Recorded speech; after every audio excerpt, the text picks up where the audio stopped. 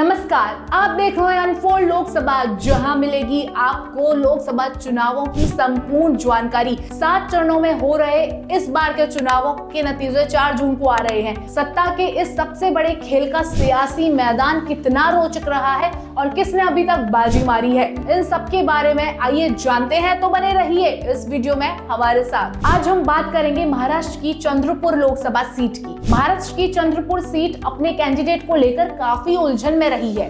अंतिम समय में कांग्रेस ने प्रतिभा सुरेश धानोरकर को उम्मीदवार बनाया, तो वहीं बीजेपी ने महाराष्ट्र सरकार में मंत्री सुधीर मुनगंटीवार को मैदान में उतारा। 2019 में चंद्रपुर महाराष्ट्र की एकमात्र सीट थी जिसे कांग्रेस के सुरेश धानोरकर ने जीता था। धानोरकर की पत्नी प्रतिभा ही इस बार कांग्रेस के टिकट पर उतरी हैं।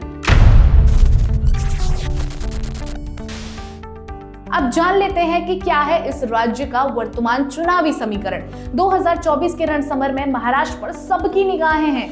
बीजेपी जहां इस बार एनडीए के घटक दलों के साथ 400 सीटों को पार करने का नारा लगा रही है, तो इंडी गठबंधन इसकी हवा निकालने की तैयारी में लगा हुआ है। महाराष्ट्र में 2019 के लोकसभा चुनावों में बीजेपी ने शिवसेना के साथ गठबंधन किया था और 48 में से 41 सीटें जीती थी। इस बार वो मिशन 45 का लक्ष्य लेकर मैदान में उतरी है। हालांकि 2019 से अब तक महाराष्ट्र की राजनीति में काफी परिवर्तन आ गया है। महाराष्ट्र में राजनीति की धुरी रही शिवसेना और एनसीपी पहले ही दो फाड़ हो चुकी हैं। 2024 में लोकसभा इलेक्शन में एनडीए में बीजेपी, शिवसेना, एनसीपी, राज ठाकरे की महाराष्ट्र नवनिर्माण सेना और राष्ट्रीय समाज पक्ष शामिल हैं। एनडीए का मुकाबला करने के लिए इंडी गठबंधन सामने है, जिसमें कांग्रेस, उद्धव ठाकरे की शिवसेना, सुप्रिया सुले की एनसीपी और राजू शेट्टी की स्वाभिमानी पक्ष पार्टी शामिल है। इसके अलावा महाराष्ट्र में इन दोनों गठबंधनों का तेल निकालने के लिए एआईएमआईएम, वंचित बहुजन आघाड़ी, बीएसपी, बहुजन विकास आघाड़ी, प्रहार जनशक्ति पार्टी,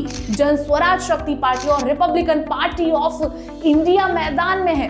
इस तरह इस बार महाराष्ट्र का चुनावी चेहरा बहुत दिलचस्प है, जहां पीएम मोदी, राहुल गांधी के अलावा देवेंद्र फडणवीस, एकनाथ शिंदे, उद्धव ठाकरे, विनायक राउत, शरद पवार, अजीत पवार, सुप्रिया सुले, पृथ्वीराज चव्हाण और सुनील ठाकरे के चेहरे भी महाराष्ट्र में मतदाताओं को अपने पक्ष में लाने के लिए जोर लगा रहे हैं। बहरहाल महाराष्ट्र में 5 फेज में चुनाव हो रहे हैं, जिसमें 19 अप्रैल, 26 अप्रैल, 7 मई, 13 मई और 20 मई को वोटिंग होगी। 4 जून को आ रहे नतीजे बताएंगे कि पीएम मोदी तीसरी बार देश के पीएम बनते हैं या कुछ और समीकरण देश की राजनीति के सामने आएंगे।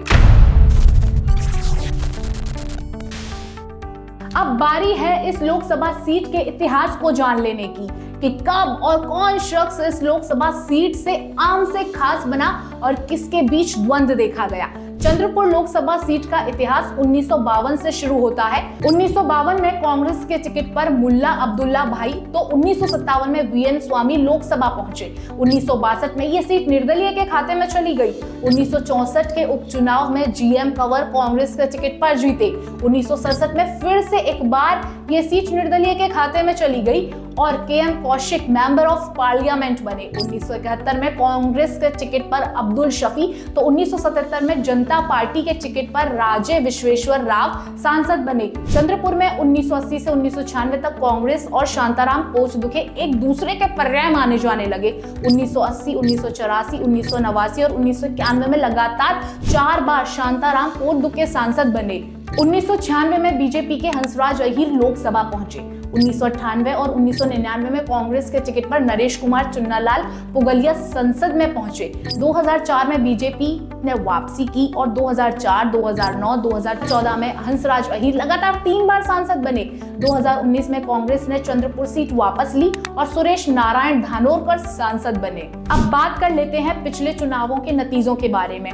2019 के चुनाव में इस सीट पर 19,10,188 वोटर्स थे। कांग्रेस के टिकट पर खड़े हुए सुरेश नारायण धानोरकर को 5,59,507 वोट मिले, तो वहीं बीजेपी के हंसराज अहीर को 5,14,744 वोट मिले। तीसरे स्थान पर वंचित बहुजन आघाड़ी के राजेंद्र श्री राम रहे। चंद्रपुर में वोटिंग परसेंटेज 64.84 रहा। तो बने रहिए एक्स्ट्रा क्रिएशंस के साथ अनफोल्ड लोकसभा सीरीज में। देश की सभी लोकसभा सीटों के सियासी गणित को समझने के लिए, जिसका वास्ता आपसे भी कभी ना कभी पड़ता ही है।